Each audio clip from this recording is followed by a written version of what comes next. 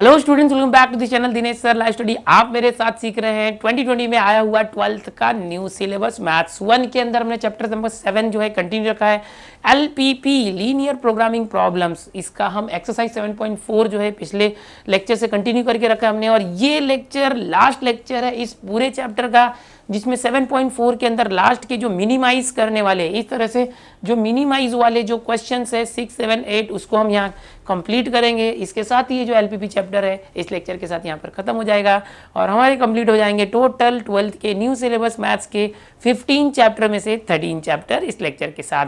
तो चलो शुरू करते हैं, इसे खत्म कर देते हैं आज। अगर आपने मैक्सिमाइज वाले क्वेश्चन सीखे हैं, इसके पहले के जो 5 क्वेश्चन हैं, सबसे पहले बताना चाहूँगा लास्ट लेक्चर में जो 5th वाला क्वेश्चन था उसमें थोड़ा सा कुछ एरर हो गया था, उसके वजह से जो उसका ग्राफ पार्ट आपको नहीं दिख रहा होगा, लेकिन मैंने कैलकुलेशन टेबल वगैरह दिया था, ग्राफ आप खुद से बना लेना क्योंकि मैंने बाकी सब तो बताया ही है। ओके, अब क्वेश्चन नंबर 6 जो है मिनिमाइज का क्वेश्चन है। Minimise z is equal to 7x plus y subject to this this and this constraint दिए हुए हैं। तो अब क्या करना है इस लेक्चर में, पहले तो ओवरऑल बता देता हूं कि इस लेक्चर में हम क्या करेंगे। तो 3 क्वेश्चंस बताएं, 6, 7 और 8, 3 क्वेश्चन है। तीनों क्वेश्चन मिनिमाइज वाले हैं। कैसे करना है, कुछ अलग है क्या, नया है क्या? बिल्कुल सेम है। इसके पहले जितने क्वेश्चन थे ना 1, 2, 3, 4, 5 उसी तरीके से सब कुछ करना है। खाली मिनिमाइज है, वहाँ मैक्सिमाइज था, तो मिनिमाइज के लिए अलग से क्या करना पड़ता है, सिर्फ लास्ट में जो आंसर आता है उसमें से देखना है कौन सा आंसर कम है यानी मिनिमम है, बस उतना ही डिफरेंस है। तो ये आप खुद से भी कर चुके होंगे, नहीं भी किए होंगे तो देखो यहाँ पर सबसे पहले आपको क्या बनाना है पता है ना, टेबल। ये टेबल आप बनाओगे। टेबल के अंदर यहाँ पर सबसे पहले देखो ये जो है ऑब्जेक्टिव फंक्शन है जिसको मिनिमाइज करना है, और ये कंस्ट्रेंट है, पहला कंस्ट्रेंट, दूसरा कंस्ट्रेंट, और ये नॉन निगेटिव कंस्ट्रेंट। ओके, ये याद है ना आपको फर्स्ट क्वाड्रेंट। तो यहाँ पर आप हमेशा इक्वेशन ऑफ लाइन लिखते हो, इक्वेशन ऑफ लाइन ये हो गया, देन एक्स लिख दिया, देन वाई लिख दिया, then point X comma Y आ गया, देन यहाँ पर सिंबल आ गया, एंड देन रीजन आपका आ गया। Origin side, non origin side जो है वो यहाँ पर दिखाओगे, चार्ट वाइज ही करो। ओके, सबसे पहली लाइन क्या है, देखो ये जो है ये ऑब्जेक्टिव फंक्शन लास्ट में यूज करेंगे मिनिमाइज करने के लिए। ये कंस्टेंट है, इसको मत यहाँ पर लिख देना। 5x plus Y, 5x plus Y यहाँ पर ग्रेटर है ना, सिर्फ इक्वल यूज करो क्योंकि हम सिर्फ लाइन ड्रॉ करने वाले हैं। Okay, and then x plus y equal to 3, इस तरह से आप करोगे। अब इसके अंदर भी एक मिनट है, इसको जरा अच्छे से लिख दे। 5x plus y is equal to 5, 5x plus y equal to 5। So ये हो गया है। ओके, देन x की अभी करते हैं इसको, एक मिनट। देखो यहाँ पर आप सबसे पहले 2 पॉइंट के लिए इस तरह से कर दो। x की वैल्यू एक बार 0 रखो, एक बार y की वैल्यू 0 रख सकते हो, या तो ज़्यादा बड़ा नंबर नहीं आया इसलिए 1, 2, 3, 4, 5 भी ले सकते हो। अगर x की वैल्यू 0 रखते हो तो ये 5 इंटू 0 0 हो जाएगा, सो y इज इक्वल टू 5 आएगा। अगर ये 0 लिया तो ये 5, y की वैल्यू 0 रखा, अगर y 0 है तो 5x is equal to 5, so x is equal to 1, 5/5 1 आ गया। सो हमें पॉइंट मिल गया 0,5 एंड 1,0। बड़ी आसानी से। इसका जो सिंबल है क्या है, ग्रेटर देन, इस तरह से है। रीजन अगर चेक करोगे तो x और y की जगह 0 को 0 प्लस 0, 0 इज ग्रेटर देन 5, 0 5 से बड़ा है, 0 इज ग्रेटर देन 5। तो क्या 0 5 से बड़ा होता है, फॉल्स। ये 0 5 से बड़ा नहीं होता, तो क्या आएगा, नॉन ओरिजिन साइड। ये हमारा आंसर है। अब दूसरा जो लाइन है इसकी बात करेंगे, क्या है देखो, x plus y is equal to 3। यहाँ पर आप 2 पॉइंट के लिए कर लो, x की जगह 0 रखो, y की जगह 0 रखो। x 0 रखा तो y 3 आ जाएगा, y 0 रखा तो x 3 आ जाएगा। 0,3 मिल गया, 3,0 मिल गया, बड़ी आसानी से। सिंबल यहाँ पर देखो ग्रेटर देन, इस तरह से है। यहाँ पर x और y 0 रखा तो 0 is greater then 3, 0 is greater then 3। सो ये क्या आ रहा है, फॉल्स। अगर ये फॉल्स है तो आप क्या लोगे, नॉन ओरिजिन साइड। इस तरह से साइड भी लिख सकते हो, यहाँ पर बच गया। ये नॉन निगेटिव कांस्टेंट, इसको लिखना है आपको इस तरह से। और क्या लिखोगे, डायलॉग याद है ना, वो लिखो, represents that solution set completely lies in first quadrant. Solution set पूरी तरह से पहले क्वाड्रेंट में है। ये हो गया। अब इसके बाद आप ग्राफ बनाओगे, ग्राफ में सारी पॉजिटिव वैल्यूज़ है, फर्स्ट क्वाड्रेंट में सॉल्यूशन है, इसलिए फर्स्ट क्वाड्रेंट का ध्यान रखना है हमें। इस तरह से y axis x axis and origin. Okay, आप स्केल यूज़ करो, मैं रफ डायग्राम बना रहा हूँ। ओके, मैं कोशिश कर रहा हूँ कि जो बराबर मेजरमेंट जो है स्केल के हिसाब से ही हो। पॉइंट क्या चाहिए देखो, 5 1 3 5 1 3 5 चाहिए, तो आप 1 2 3 4 स्केल यूज़ करो, 1 1 सेंटीमीटर पे आप करना, स्केल यूज़ करो, बार बार बोल रहा हूँ, वो मैं अंदाज से ले रहा हूँ। ओके, आपको सिखा रहा हूँ सिर्फ कैसे करना होता है। सो इस तरह से हो गया। अब क्या है देखो, पहला जो लाइन है वो ड्रॉ करो 0 to 5, वाई एक्सिस पर 5, 0 to 5 ये रहा। दूसरा पॉइंट है 1 to 0, 1,0, सो 1 ये रहा। देखो ये एक्स एक्सिस पर 1 है, इसको ज्वाइन करके लाइन बना दो इस तरह से।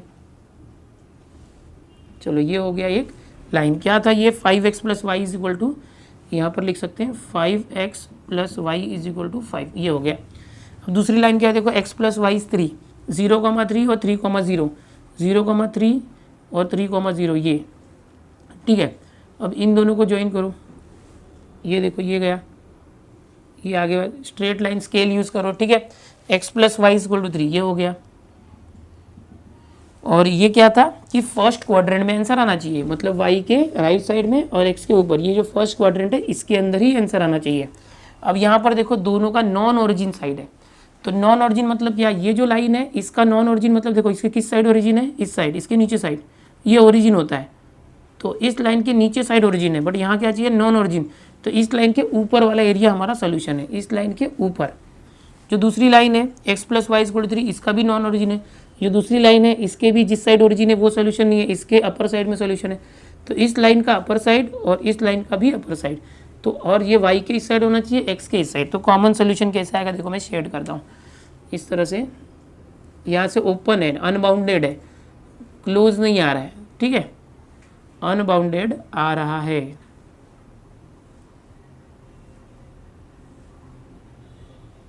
देखो ये, तो ये सॉल्यूशन कैसे आया, ये सॉल्यूशन एक ऐसा आया जो बाउंडेड नहीं है, क्लोज्ड सॉल्यूशन नहीं है। तो क्या करना, कुछ टेंशन मत लो, अभी ये आ चुका है, this is the feasible solution बोल सकते हैं हम लोग। अब एक चार्ट बनाओगे, यहाँ पर स्केल लिख दोगे, स्केल लिखना है आपको, हर बार स्केल लिखो जब भी आप ग्राफ बनाते हो, तो you should write scale on both axis 1 centimetre = 1 unit. तो ये स्केल हो गया आपका। यहाँ पर एक टेबल बना लेते हैं मैक्सिमम मिनिमम के, मिनिमम करने के लिए। क्या था ये, पॉइंट एंड यहाँ पर वैल्यू ऑफ जेड क्या दिया है देखो, यहाँ पर 7x + y, 7x + y। चलो अभी कॉर्नर पॉइंट ढूंढो, क्या क्या है पॉइंट देखो, ये जो सॉल्यूशन है इसका एक पॉइंट यहाँ पर दिख रहा है, क्या है ये, तो ये 0,5 है, ऐसे लिख सकते हो साइड में, दिस इज 0,5, एक मिल गया 0,5। दूसरा पॉइंट देखो ये है, एक ये पॉइंट है और एक ये पॉइंट है, इसको लिख दो, ये क्या है 3,0, तो यहाँ पर आ गया 3,0 दूसरा पॉइंट। तीसरा पॉइंट ये है, तो आप ऐसे देख के ले सकते हो, ये ऐसे या ऐसे, बट मैंने अभी माप के ग्राफ नहीं बनाया, तो मैं यहाँ से अगर ऐसे लूँगा तो अंदाज से मुझे पता नहीं चला, मैंने ग्राफ पेपर भी नहीं बनाया, मैंने स्केल भी नहीं यूज़ किया है, तो without using scale also rough diagram भी बनाते हो तो भी ये पॉइंट अगर परफेक्ट निकालना है, तो लास्ट लेक्चर में मैंने आपको बताया था इन दोनों को साइमल्टेनियसली सॉल्व कर दो, इसको देखो 5x + y और x + y दोनों को सब्ट्रैक्ट करोगे, 5x - 1x 4x, y - y 0, 5 - 3 2, सो x = 2/4, 1/2, तो x कितना आया, वो 0.5 आ गया। सो यहाँ पर ये जो पॉइंट आया ये क्या है, इसका x पॉइंट क्या है 0.5 आया, आधा इसका जो x है देखो, ये है ना, ये 0.5 आया, 0 और 1 के बीच में। अभी मुझे y निकालना है, तो y के लिए यहाँ पर किसी में भी रख दो, यहाँ पर समझो मैं रखता हूँ y = 3, x वहाँ आया तो -x, y = 3 - x, x क्या है 0.5, सो y = 3 - 0.5 तो 2.5। यहाँ से देखोगे देखो 2 और 3 के बीच में भी आया, तो ये 2 और 3 के बीच में 2.5 है और 0.5, तो ये जो वैल्यू आई वो क्या आया, x पर 0.5 और y पर 2.5, ये आया है 0.5 एंड 2.5, ठीक है। तो इस तरह से अगर आप माप के नहीं कर रहे हो, स्केल नहीं है, रफ भी बना रहे हो, तो अंदाज से बना रहे हो, तो भी इसका पॉइंट परफेक्ट लाने के लिए आप दोनों लाइन के इक्वेशन को सॉल्व करके इस तरह से x और y की वैल्यू रफ में निकाल सकते हो। और अगर आप ग्राफ यूज़ कर रहे हो, ग्राफ पेपर तो अलाउड नहीं होगा बोर्ड एग्जाम में, मगर आप स्केल से 1 सेंटीमीटर के बराबर मेजर ले रहे हो तो आपको डायरेक्ट यहाँ से ही मिल जाएगा, देखो डायरेक्ट मिल रहा है अगर परफेक्ट बनाए तो। अब हमें क्या करना था, मिनिमाइज करना था। मिनिमाइज करने का मतलब क्या होता है, मिनिमम सोल्यूशन कब आएगा। तो यहाँ पर देखो 0 to 5, ये x की जगह 0 रखो, तो ये क्या है, देखो यहाँ पर है ना, मैं ये थोड़ा सा बड़ा लिखता हूँ आपके लिए, इसको अंदर ही लिखना था, ऊपर लिख रहा हूँ। Value of z, z is equal to क्या दिया, 7x plus y, 7x plus y. X की जगह 0 रखा, 7 इंटू 0 0, वाई की जगह 5, तो ये 5 आ गया। एक्स की जगह 3 रखा, 7 3 जा 21, और वाई 0 है, 21 आ गया। अब ये रखो 0.5, एक्स की जगह 0.5 रखो, तो ये क्या आएगा, z is equal to 7 into x 0.5 है प्लस वाई यानी 2.5। So z is equal to 7 5 जा 35.2.5, तो ये क्या आ गया, जेड 6 आ गया, 6.0 यानी 6 आया। तो ये आ गया। ओके, इसको रफ में कर सकते हो, डायरेक्ट वैल्यू निकाल सकते हो, यहाँ करके दिखाओगे तो भी चलेगा। ओके, यहाँ पर क्या करना है, जो जेड होता है ना ऑब्जेक्टिव फंक्शन, उसके अंदर ये एक्स और वाई की जगह पर ये जो पॉइंट आए ना, कॉर्नर पॉइंट, उसकी वैल्यू रख देने का। अब करना क्या है, मैक्सिमाइज या मिनिमाइज, देखो बस यहाँ तक सेम है। क्वेश्चन नंबर 1 से लेके 5 तक जितना किया था ना, 6 7 8 में भी सेम है, सिर्फ यहाँ मिनिमाइज है। पहले क्या था, मैक्सिमाइज था। तो मिनिमाइज में क्या करना है, मिनिमम वैल्यू कौन सा, देखो सबसे कम ये है 0 to 5, तो हम लोग यहाँ पर लिखेंगे z has minimum value, z has minimum value, z is equal to 5, z has minimum value at which point, at point, कौन सा पॉइंट है वो इंपॉर्टेंट है, कौन से पॉइंट पर है, 0,5, और वेयर, ये 5 है, where x is equal to 0 and y is equal to 5। तो ये आपका सोल्यूशन आ गया, ये 5 है। इस तरह से करना है, सॉल्यूशन हो गया। मिनिमाइज करना था, ये 2 लाइन मिनिमाइज के लिए और ये एक्स्ट्रा पार्ट मिनिमाइज के लिए। ठीक है, अब ये मुझे ज़्यादा डिटेल में जाने की जरूरत नहीं, बिकॉज मैक्सिमाइज करते करते तो आप एक्सपर्ट हो चुके हो। तो यहाँ पर ये हो चुका है 6th। अगला क्वेश्चन देखते हैं। अगला क्वेश्चन है 7। देखो बिल्कुल पिछला जो फॉर्मेट था उसी को मैं भर रहा हूँ, पिछले फॉर्मेट को मैंने पहले भी थोड़ा बना दिया। यहाँ पर देखो ये पहला जो सब्जेक्ट है, z is equal to 8x plus 10y, ये हमारा ऑब्जेक्टिव फंक्शन है। Okay, subject to 2x plus y is greater than equal to 7, तो ये लाइन यहाँ उठा लिया, दूसरी लाइन 2x प्लस 3y यहाँ उठा लिया, y इज इक्वल टू 2, ये पैरेलल है एक्स एक्सिस को, और ये क्या है, नॉन जीरो कंस्टेंट और नॉन निगेटिव कंस्टेंट। ओके, तो फटाफट देख लेते हैं। यहाँ पर इसका सिंबल भी हम देख लेंगे, सब ग्रेटर देन है, और यहाँ पर रीजन में सब 0 0 0 ग्रेटर देन 7 आ रहा है, डायरेक्ट मैंने रख के देखा, ये नॉन होगी। ओके, अब ये आपको आ चुका होगा, सिर्फ मैच करने के लिए बता रहा हूँ फटाफट। तो x की जगह 0 रखते हो, x 0 रखा तो y कितना आ जाता है 7, और y 0 रखा तो क्या आ जाएगा 2x इज इक्वल टू 7, तो 3.5 आएगा। इससे अच्छा क्या करो, यहाँ पर y की जगह पर अगर 1 रखते 1, तो 1 यहाँ गया तो 7 - 1 6, 2x इज 6, 3 आ गया। सो 2 पॉइंट डेसिमल नहीं मिलना चाहिए, ऐसा कोशिश करो। तो ये आ चुका है। फिर यहाँ पर देखो x की जगह अगर 0 रखते हैं तो ये 0 हो जाएगा, 3y is 15, y is equal to 5, so 0,5 आ चुका है। ओके, और अगर y की जगह 0 रखते हो तो क्या आएगा, 2x इज 15, तो y की जगह एक काम करो, मैं यहाँ 3 रखता हूँ, सो 3 इंटू 3 9, 9 आ गया, 15 - 9 6, 2x इज 6, x 3 आ गया। तो ये आप देखना करके कुछ भी पॉइंट ले सकते हो, सोल्यूशन बराबर आना चाहिए। y इज इक्वल टू 2 मतलब ये y जहाँ पर है वहाँ से 2 को होकर जाता है, और x एक्सिस को पैरेलल है। इसका मतलब क्या है, इट रिप्रेजेंट्स दैट, पूरा लिखना क्या कि फर्स्ट क्वाड्रेंट में ही पूरा सोल्यूशन है। आपको हिंट दे रहा हूँ मैं, अच्छे से कर लेना। ये यहाँ पर ग्राफ भी बता देता हूँ आपको, x axis y axis origin, ठीक है, ये इस तरह से है। यहाँ पर फटाफट देख लो क्या क्या चाहिए, 0,7 1 2 3 4 5 7 चाहिए। याद है 1 2 3 4 5 6 7। मैं रफ डायग्राम बना रहा हूँ बिना मापे, समझाना है मुझे, इसलिए आप अच्छे से स्केल से करोगे। बार बार बोल रहा हूँ, हो सकता है मेरे जो कोऑर्डिनेट्स है आपको परफेक्ट ना दिखे। ओके चलो, 0,7 ये रहा, 3,1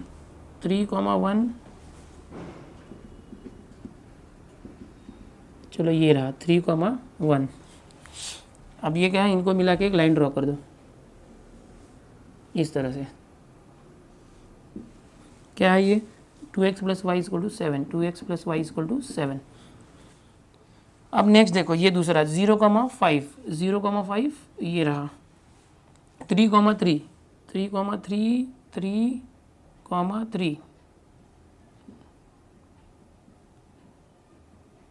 देखो ये पॉइंट है 3,3। चलो एक्सटेंडेड, ये हो गया। इस x एक्सिस को भी एक्सटेंड कर दो, कट करना चाहिए। क्या है ये 2x plus 3y equal to 15, 2x plus 3y equal to 15। तीसरी लाइन क्या है देखो, y इज इक्वल टू 2, तो y पर 2 कहाँ है देखो, ये रहा, ये डॉटेड हटा देता हूँ, सिर्फ समझने के लिए किया था। y इज इक्वल टू 2 यहाँ से जाएगा पैरेलल टू x एक्सिस, ये x एक्सिस है, ये इस तरह से, ठीक है। तो ये हो गया y 2 से जा रहा है, तो ये y इज इक्वल टू 2 आ गया। अब फटाफट देखो कौन सा है, non origin non origin non, ये कहाँ से नॉन ओरिजिन आया, यहाँ पर सबके अंदर x और y 0 रखा, तो ये x y 0 is greater than 7, false, non origin. 0 0 0 is greater than 15, false, non origin. y 0 0 greater than 2, non origin. ना ये आपने सीखा है। तो अब इन तीनों लाइन का, इस लाइन का, इस लाइन का और इस लाइन का, तीनों लाइन का नॉन ओरिजिन आना चाहिए। तो नॉन ओरिजिन मतलब जिस साइड ओरिजिन है वो छोड़ के इन तीनों लाइन के ऊपर साइड चाहिए। तो मैं यहाँ से करता हूँ इस तरह से, ये देखो ये शेडेड रीजन है, कॉर्नर पॉइंट्स देखना है अभी, ओके। तीनों लाइन का, ये लाइन का भी ऊपर नॉन ओरिजिन है, नीचे ओरिजिन है, इसके नीचे इधर नहीं आना चाहिए, फर्स्ट क्वाड्रेंट में आना चाहिए, याद रखो। अब ये जो शेडेड रीजन आया है देखो, ये ओपन है, अनबाउंडेड है, इसका कॉर्नर पॉइंट क्या आएगा, एक तो ये है 0,7, ये है, दूसरा यहाँ पर ये दिख रहा है ये पॉइंट, और तीसरा ये पॉइंट।